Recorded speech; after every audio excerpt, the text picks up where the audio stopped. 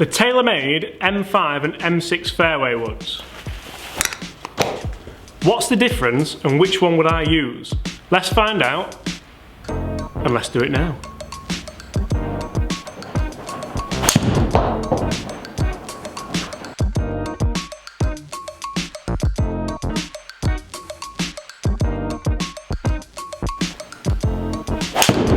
Oh wow!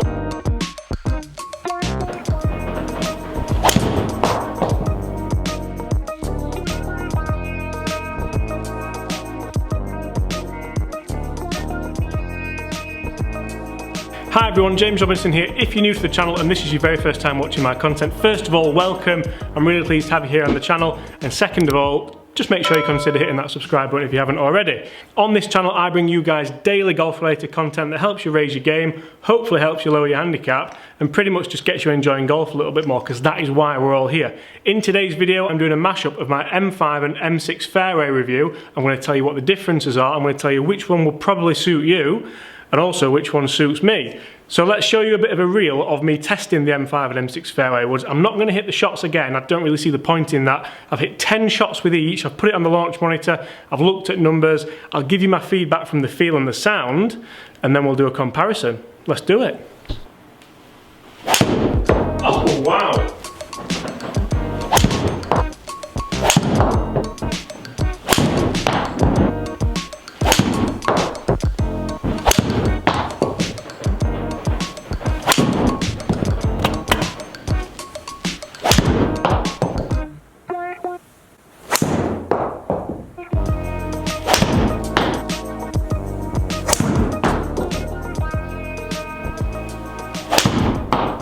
So as you could tell from that reel, guys, I did enjoy hitting both these clubs. They both feel great, they both look fantastic. What are the differences? Obviously in the M6 we have the much bigger head, 185cc to be precise. The M5 is a much smaller head, so it's much sleeker.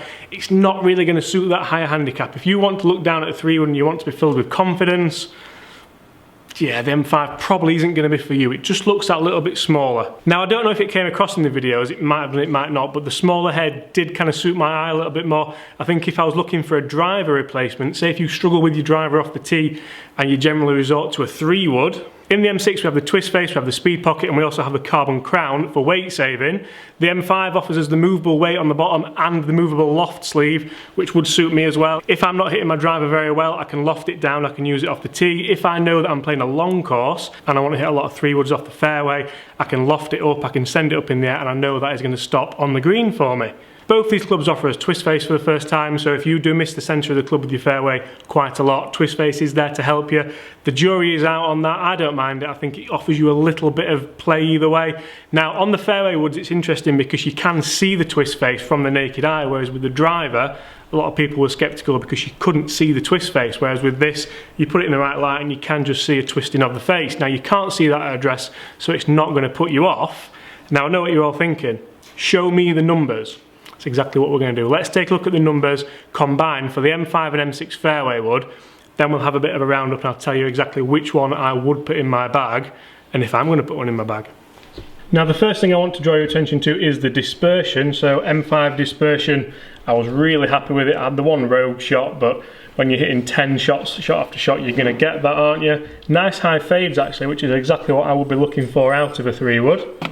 Looking at the numbers for the 3-wood, all around that kind of 250, 260 mark, apart from a couple of bad shots, but that is fine because we had that with the M6 as well.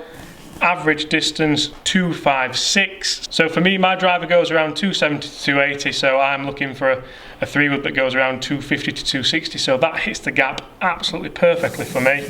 Spin rate averaging 2,825, so again pretty good. As you can see, there are good shots and bad shots in there spin rate wise, but I do like to keep them in for you so you can see all of the miss hits.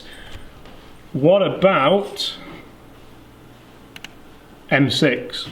So M6, looking at the distances, again we had a bad shot on the second one. I don't do well on the second shots, do I? But again, 250, 260, all around that number again. Distance 252, so actually 4 yards down on the M5. Now the M6 is supposed to be a long club, it is supposed to generate more speed, more power, and just be generally longer. For me, I didn't find that at all. Spin rate a little bit higher at 3000, and I would prefer that, to be fair. Ball speeds for the M6 fluctuating with the bad shots, but all around that kind of 150 number, averaging at 149.3. If we take a look at the ball speed for the M5, 149.6, so you can see not a great difference there. And again, the difference in distance, 4 yards. So guys, what do I think of the Taylormade M5 and Taylormade M6 3-woods? And which one would I use? And which one might I use? Well, looking at the numbers, there's not a lot in it. As you can see, the dispersion was the big thing. The dispersion with the M6, surprisingly, was a little bit more sporadic than with the M5. And I put that down to the looks. I put that down to the size of the head. I feel a lot more comfortable with the M5. I feel like I could pick a trajectory a little bit more with it. I feel like if I wanted to, I could probably shape it that little bit more. I was a little bit disappointed with the ball speeds that the M6 offered. I'm thinking with the M6 we have the speed pocket, we have the bigger head, we have the deeper face. I would be expecting it to go a little bit further, and as you could see, that wasn't really the case. So the M5 suited me a lot more. I think that's generally going to be the way things go. I think the M5 will suit the better player. I have to be careful of saying that because I'm aware that McIlroy has the M6 in the bag, so it just depends what people are looking for. It depends if you're looking for a big-headed 3-wood, a small-headed 3-wood. What are you wanting? Are you wanting to be able to shape it? Are you wanting that adjustability? I'd be really interested to hear why McIlroy has the M6 fairway rather than the M5 fairway, and I'd be interested to hear what you guys think as well. Would you want the M6? Would you want the M5? For me, a lot of it comes down to the looks. I just think the M5 looks stunning both front and back. I think it feels fantastic, it sounds fantastic, and it might well be going in my bag. There's loads of other things I need to test this with first. I need to test it with the Epic Flash, I need to test it with the new Mizuno, I need to test it with the Cobra, but it's definitely an option. Guys, I'm James Robinson, I'm here at Huddersfield Golf Club. I really hope you've enjoyed that. Like I said earlier, if you want to see reviews, single reviews on both these products, make sure you go check those out. If you're new here, make sure you hit that subscribe button. And if you have enjoyed that and you would like some one-to-one help with your game, go check out my website, www.jamesrobinsongolf.com. From there, you can book an online lesson and I can help you personally with your game wherever you are in the world. Apart from that, see you soon.